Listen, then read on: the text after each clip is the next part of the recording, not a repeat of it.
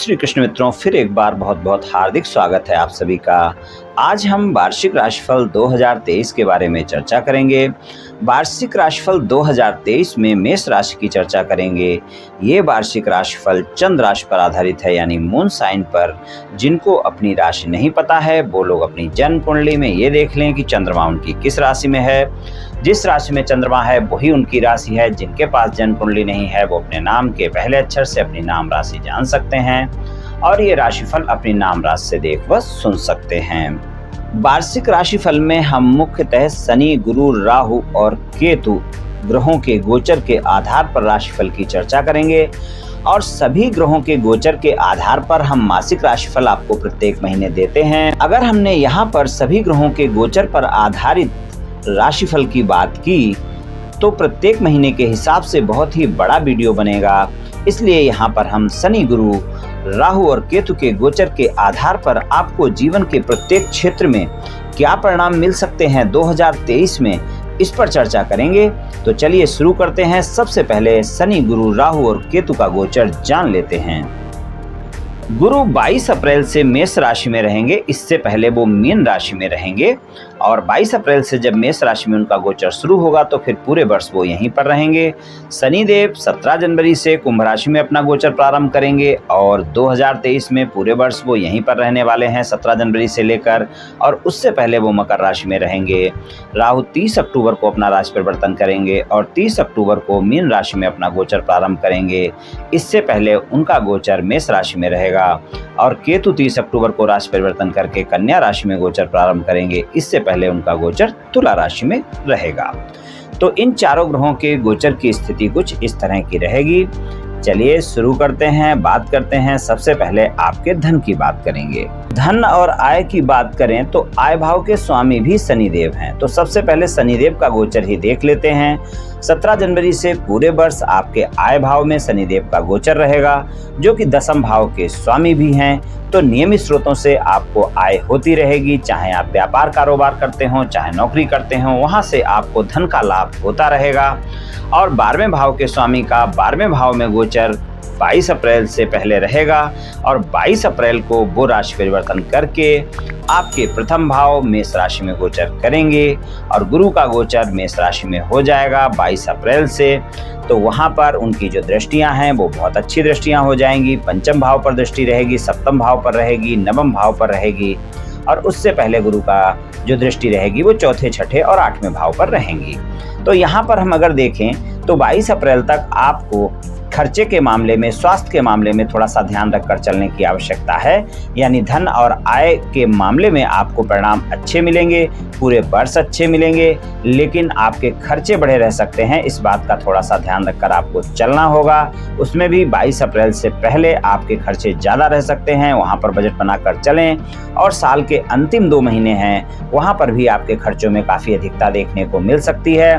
बाकी पूरे वर्ष आपके खर्चों में कुछ न कुछ अधिकता अवश्य ही देखने को मिलेगी, लेकिन व्यापार, कारोबार और नौकरी जो भी आप करते हैं उससे धन और आय के साधन आपके बने रहेंगे और धन के मामले में कोई भी कार्य 2023 में मेष राशि वालों के रुकने वाले नहीं हैं।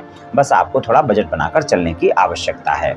व्यापार और नौकरी की बात करें तो दशम भाव के स्वामी भी शनिदेव हैं और एकादश भाव में गोचर है, बढ़िया गोचर है। अगर आप जॉब करते हैं, चाहे प्राइवेट सेक्टर में करते हैं या गवर्नमेंट सेक्टर में करते हैं, वहां पर आपको लाभ देखने को मिलेगा। और 17 जनवरी से लेकर पूरे वर्ष आपके लिए, नौकरी के लिए बहुत अच्छा समय है। और अगर आप नई नौकरी की तलाश में हैं तो वो तलाश भी 2023 में आपकी पूरी हो सकती है, क्योंकि यहाँ पर आपके दशम भाव के स्वामी का गोचर एकादश भाव में आपको लाभ दे रहा है। तो नौकरी करने वाले लोगों के लिए अच्छा समय है। वहाँ से जो दृष्टियाँ हैं शनिदेव की, जब वो कुंभ राशि में एकादश भाव में गोचर करेंगे तो प्रथम भाव पर तीसरी दृष्टि रहेगी और पंचम भाव पर सप्तम दृष्टि रहेगी और उनकी जो दशम दृष्टि है वो अष्टम भाव पर रहेगी। तो यहाँ पर आपको कोई अचानक लाभ भी देखने को मिल सकते हैं। बाकी यहाँ पर अगर हम देखें तो आपको व्यापार, कारोबार और नौकरी में अच्छे परिणाम देखने को मिलेंगे। अगर आपका व्यापार, कारोबार लोहे से जुड़ा हुआ है या बिल्डिंग मटेरियल से जुड़ा हुआ है या फिर ऐसा कोई कार्य है जो आपका खेती से जुड़ा हुआ कोई कारोबार है, तो वहाँ पर भी आपको लाभ देखने को मिल सकता है। तो शनि से संबंधित जो भी व्यापार हैं उनमें आपको फायदा देखने को मिल सकता है। बाकी किसी भी तरह का कोई भी व्यापार कारोबार आपका है तो 2023 में व्यापार कारोबार और नौकरी में मेष राशि वालों को अच्छे परिणाम ही मिलने वाले हैं, लेकिन आपके खर्चों में अधिकता बनी रहेगी। इस बात का विशेष ध्यान रखें, खासकर 22 अप्रैल से पहले और साल के अंतिम 2 महीने यहाँ पर आपको खर्चे ज़्यादा अधिक देखने को मिल सकते हैं। इसके चलते थोड़ा सा आप मानसिक परेशान भी रह सकते हैं, इस बात का ध्यान रखें। पारिवारिक जीवन की बात करें तो चौथे भाव पर जो गुरुदेव की है 22 अप्रैल तक दृष्टि बनी हुई है। 22 अप्रैल से जब वो राशि परिवर्तन करेंगे तो उनकी दृष्टि सप्तम भाव पर हो जाएगी। तो गुरुदेव की जो दृष्टि है चौथे भाव पर 22 अप्रैल तक है, और शनि देव की जो दृष्टियां हैं वो आपके प्रथम भाव पर, पंचम भाव और अष्टम भाव पर हैं। और आपकी राशि में राहु का गोचर 30 अक्टूबर तक है। 30 अक्टूबर को वो राशि परिवर्तन करके मीन राशि में जाएंगे, 12वें भाव में जाएंगे, तो वहां पर भी बहुत अच्छा गोचर नहीं होगा। तो आपके पारिवारिक जीवन में इस वर्ष 2023 में पूरे वर्ष गलतफहमियां देखने को मिल सकती हैं। आपके परिवार के सदस्यों के साथ तालमेल खराब देखने को मिल सकता है, और आपके परिवार में चाहे आपके छोटे भाई बहन हैं, चाहे बड़े भाई बहन हैं, चाहे माता पिता हैं, सभी के साथ आपको तालमेल बनाकर चलना है, इस बात का ध्यान रखना है, वरना आपके संबंधों में वाद विवाद देखने को मिल सकता है, गलतफहमियां देखने को मिल सकती हैं। और अगर पैतृक संपत्ति को लेकर कोई वाद विवाद चल रहा है तो 2023 में ये वाद विवाद अगर आप 22 अप्रैल से पहले अगर इसको सुलझाते हैं तो ये ज़्यादा अच्छा रहेगा, और 22 अप्रैल के बाद उतने अच्छे परिणाम आपको इसमें देखने को नहीं मिलेंगे। तो पारिवारिक जीवन में तालमेल बनाकर रखना है, इस बात का विशेष ध्यान इस वर्ष आपको रखकर चलना है। पूरे वर्ष अप एंड डाउन देखने को मिलेंगे। ये बात नहीं है कि पूरे वर्ष आपके पारिवारिक संबंध खराब ही रहेंगे परिवार के सदस्यों के साथ, लेकिन अप एंड डाउन देखने को मिलेंगे, यानी कि कभी अच्छे और कभी आपके सामान्य परिणाम देखने को मिलेंगे। तो इस तरह अगर आप अपनी वाणी पर संयम रखेंगे और आप अपने अहम को आगे नहीं आने देंगे, क्रोध पर काबू रखेंगे, तो पारिवारिक जीवन अच्छा रहेगा। स्वास्थ्य के मामले की बात अगर आपके करें तो स्वास्थ्य में आपके गुरुदेव की जो दृष्टि है वो 22 अप्रैल से पहले छठे भाव पर बनी हुई है, तो वहाँ पर आपका स्वास्थ्य 22 अप्रैल तक बहुत अच्छा रहने वाला है। और 22 अप्रैल के बाद का जो समय है वो सामान्य परिणाम दिखाएगा। नवंबर और दिसंबर के 2 महीने ऐसे होंगे जब वहाँ पर आपको स्वास्थ्य का ध्यान रखकर चलना होगा। वहाँ पर आपके स्वास्थ्य को लेकर कोई न कोई समस्याएं देखने को मिल सकती हैं। हालांकि कोई बड़ी समस्या देखने को मिलेगी ऐसा बहुत मुश्किल है, लेकिन छोटी मोटी स्वास्थ्य समस्याएं आपको अवश्य ही परेशान कर सकती हैं, तो वहाँ पर आपको ध्यान रखकर चलना होगा। और 17 जनवरी से शनि देव का जो गोचर है, हालांकि वो दसम और एकादश भाव के स्वामी हैं, तो वो प्रथम भाव पर पूरे वर्ष दृष्टि बनी रहेगी। तो आप ये ध्यान रखकर चलें, स्वास्थ्य के मामले में पूरे वर्ष आपको कोई न कोई छोटी मोटी स्वास्थ्य समस्याएं परेशान कर सकती हैं, इसलिए स्वास्थ्य के मामले में कोताही बिल्कुल ना बरतें। अगर आपको स्वास्थ्य में कोई भी समस्या होती है तो डॉक्टर से परामर्श लें, और अगर कोई गंभीर स्वास्थ्य समस्या चल रही है तो नियमित तौर पर अपनी दवाइयाँ लेते रहें, डॉक्टर से परामर्श लेते रहें।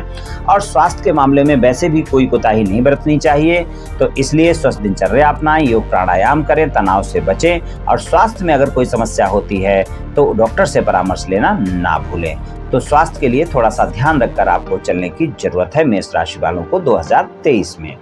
शिक्षा की बात करें तो शिक्षा के मामले में पंचम भाव पर 22 अप्रैल से गुरुदेव की दृष्टि बनी रहेगी, और पहले जो है चौथे भाव पर बनी रहेगी, और ये पूरे वर्ष गुरुदेव की दृष्टियां पंचम भाव पर बनी रहेंगी। और 17 जनवरी से शनिदेव की दृष्टि भी पंचम भाव पर बनी रहेगी। तो शिक्षा के लिए बहुत अच्छा समय रहने वाला है। शिक्षा के लिए कहीं से कहीं तक कोई दिक्कत नहीं दिख रही है। शिक्षा के मामले में आपको बहुत बेहतर परिणाम मिलेंगे। आप शिक्षा में अच्छा कर पाएंगे, जो मेहनत करेंगे उसका परिणाम भी अच्छा मिलेगा। लेकिन अपने मन को एकाग्र बनाए रखें। आपके शिक्षा को लेकर कहीं न कहीं एकाग्रता में कमी आपको कई बार देखने को मिलेगी, और आपका मन परेशान रह सकता है। घरेलू कार्यों की वजह से आपका समय बर्बाद हो सकता है, तो आप अपने समय को बचाएं और तनाव बिल्कुल ना आने दें। इन बातों का ध्यान रखें। तो शिक्षा के लिए मेष राशि वालों के लिए 2023 का वर्ष काफ़ी अच्छा रहने वाला है। शिक्षा में आपको प्रत्येक क्षेत्र में सफलता मिलती हुई दिखाई देगी। वैवाहिक संबंधों में आपको अच्छे परिणाम देखने को मिलेंगे। खासकर 22 अप्रैल से गुरुदेव की दृष्टि सप्तम भाव पर हो जाएगी, तो वहाँ पर आपको अच्छे परिणाम देखने को मिलेंगे। लेकिन ये भी ध्यान रखें कि कि गुरुदेव जब मेष राशि में आएंगे तो राहु वहां पर पहले से हैं, तो गुरु चंडाल योग बनेगा, तो जीवन साथी के साथ वाद विवाद और गलतफहमियां भी बढ़ सकती हैं। तो सप्तम भाव पर गुरु और राहु दोनों की ही दृष्टि रहेगी, क्योंकि सप्तम भाव में केतु का गोचर भी है। तो यहाँ पर इस बात का ध्यान रखकर आप विशेष चलें। देव का गोचर जब प्रथम भाव में होगा तो उनकी दृष्टि सप्तम भाव पर होगी और 22 अप्रैल से वो पूरे वर्ष बनी रहेगी। शनिदेव की दृष्टि 17 जनवरी से आपके प्रथम भाव पर पूरे वर्ष बनी रहेगी। तो यहाँ पर अगर देखें तो वैवाहिक जीवन में अप एंड डाउन देखने को अवश्य ही मिल सकते हैं मेष राशि वालों को। इसलिए इस बात का ध्यान रखें कि आप अपने जीवन साथी के साथ गलतफहमियां बिल्कुल ना होने दें, वरना आपके जीवन साथी के साथ टकराव ज़्यादा बढ़ सकता है। यहाँ तक कि ज़्यादा टकराव होने की वजह से आप दोनों का अलगाव की नौबत भी आ सकती है। इसलिए टकराव ना बढ़ने दें, इस बात का विशेष ध्यान रखकर चलें। और साल के जो अंतिम 2 महीने हैं वहाँ पर इतनी दिक्कतें नहीं रहेंगी, लेकिन 30 अक्टूबर तक का जो समय है वहाँ पर जीवन साथी के साथ आप वैवाहिक संबंधों में कोई भी गलतफहमी ना पालें। कुछ मेष राशि वालों को यहाँ पर ज़्यादा दिक्कतें देखने को मिल सकती हैं, लेकिन सभी के साथ ऐसा होगा ऐसा बिल्कुल भी संभव नहीं है। लेकिन कुछ मेष राशि वालों को वैवाहिक संबंधों में काफ़ी वाद विवाद देखने को मिल सकते हैं, काफ़ी गलतफहमियाँ देखने को मिल सकती हैं, एक दूसरे से मन खराब हो सकता है। इसलिए आपके जीवन साथी के साथ अगर छोटी मोटी भी कोई बातचीत होती है, कोई वाद विवाद होता है, तो उसको आगे ना बढ़ने दें और अपने जीवन साथी के साथ संबंध अच्छे बनाकर रखें। गलतफहमियों को खुद ही स्पष्ट करें, एक दूसरे के साथ खुलकर बातें करें, किसी तीसरे व्यक्ति की एंट्री बीच में ना दें, तो ये अच्छा रहेगा। और अगर कोई भी बातें होती हैं आपके जीवन साथी के साथ तो आपस में सुलझाने का प्रयास अवश्य ही करें, तो यही आपके लिए अच्छा रहेगा। अगर आपने वाद विवाद को बढ़ाया तो 30 अक्टूबर तक का ऐसा समय है जब ज़्यादा वाद विवाद बढ़ सकता है, आपके संबंध ज़्यादा खराब हो सकते हैं। साल के अंतिम 2 महीने आपके बहुत अच्छे रहेंगे, वहाँ पर कोई दिक्कत वाली बात नहीं है। लेकिन आप ध्यान रखें कि 30 अक्टूबर तक का समय आपको ज़्यादा ही अप एंड डाउन दिखा सकता है वैवाहिक संबंधों में, और अंतिम 2 महीनों में आपको सामान्य परिणाम मिलेंगे। लेकिन पूरे वर्ष वैवाहिक संबंधों में आपको अपने जीवन साथी के साथ तालमेल बनाकर रखना है, इस बात का विशेष ध्यान रखकर चलना है। प्रेम संबंधों की बात करें तो पंचम भाव पर 17 जनवरी से शनिदेव की दृष्टि होगी और पंचम भाव पर गुरुदेव की दृष्टि 22 अप्रैल से होगी। तो यहाँ पर इस बात का ध्यान रखकर आपको चलना होगा। आपको अपने प्रेम संबंधों में ईमानदारी रखनी है, सच्चाई रखनी है, वफादारी रखनी है। आपने अपने प्रेमी प्रेमिका के साथ कोई भी ऐसे कार्य नहीं करने हैं जिससे कि आपके वाद विवाद बढ़ें, गलतफहमियां बढ़ें। अगर कुछ बातें आपने अपने प्रेमी प्रेमिका से छुपा रखी हैं तो उनको शेयर करें, नहीं तो आपकी छुपी हुई बातें आपके प्रेमी प्रेमिका को इस वर्ष में पता चल सकती हैं। और ये पूरा वर्ष आपका ऐसा रहने वाला है जब वहाँ पर शनि और गुरु दोनों की दृष्टि रहेगी, तो प्रेम संबंधों में परिणाम तो आपको अच्छे मिलेंगे, लेकिन गलतफहमियां बढ़ सकती हैं इस बात को लेकर कि अगर आप अपने साथी के साथ किसी भी तरह से धोखा कर रहे हैं तो वो आपके साथी को अवश्य ही पता चल सकता है और वहाँ पर वाद विवाद हो सकता है। इसलिए संबंधों में ईमानदारी रखें, अपने साथी के साथ प्रेम संबंध सच्चे रखें, यही आपके लिए अच्छा रहेगा। जो लोग साथी की तलाश में हैं उनकी ये तलाश 2023 में अवश्य ही पूरी हो सकती है और आपको अपना मनपसंद साथी मिल सकता है। अगर किसी से मित्रवत संबंध चल रहे हैं या फिर कोई मित्र है जिसको आप प्रेमी प्रेमिका बनाना चाहते हैं, प्रस्ताव देना चाहते हैं, तो 2023 में आप ये कर पाएंगे और वहाँ पर आपको आपके साथी का साथ भी मिल पाएगा। तो यहाँ पर आपको साथी मिल सकता है, लेकिन आप ध्यान रखें कि प्रेम संबंधों में ईमानदारी बहुत ही आवश्यक है। तो कुछ इस तरह के परिणाम मेष राशि वालों को 2023 में देखने को मिल सकते हैं। उपाय की बात करें तो आप सूर्य भगवान को रोजाना तांबे के लोटे से जल अर्पित करें और रविवार वाले दिन आप श्री आदित्य हृदय स्तोत्र का पाठ भी करें, सूर्य भगवान के सामने करें। तो यहाँ पर आपको काफ़ी लाभ देखने को मिलेगा और आपको इससे काफ़ी फायदा भी होगा। और गुरुवार वाले दिन आप विष्णु सहस्त्र नाम का पाठ करें या सुने और विष्णु भगवान की पूजा उपासना करें। उन्हें पीले कलर के फूल अर्पित करें, पीला चंदन अर्पित करें, पीले कलर की मिठाई का भोग लगाएं, खुद भी ग्रहण करें और लोगों में भी बांटें, तो आपको अच्छे लाभ देखने को मिलेंगे। तो ये उपाय आप कर लें मित्रों, निश्चित ही आपको लाभ मिलेगा। तो मित्रों, आज मैंने आपसे मेष राशि वालों के वार्षिक राशिफल के बारे में कुछ चर्चा की और ये वार्षिक राशिफल शनि, गुरु, राहु और केतु के गोचर पर आधारित है। और ये वार्षिक राशिफल के बारे में कुछ सामान्य चर्चा मैंने की है। ये राशिफल सामान्य राशिफल है, ये सभी जातकों पर पूर्ण रूप से प्रभावी होगा ऐसा बिल्कुल भी संभव नहीं है, क्योंकि आपकी जन्म कुंडली में ग्रहों की स्थिति और आपकी वर्तमान दशा और अंतर्दशा और फिर ग्रहों के गोचर की स्थिति, इन सभी बातों पर बहुत कुछ निर्भर करता है। आप सभी स्वस्थ रहें, आयुष्मान रहें, धनवान रहें, ऐसी मेरी श्री कृष्ण भगवान से प्रार्थना है। जय श्री कृष्ण।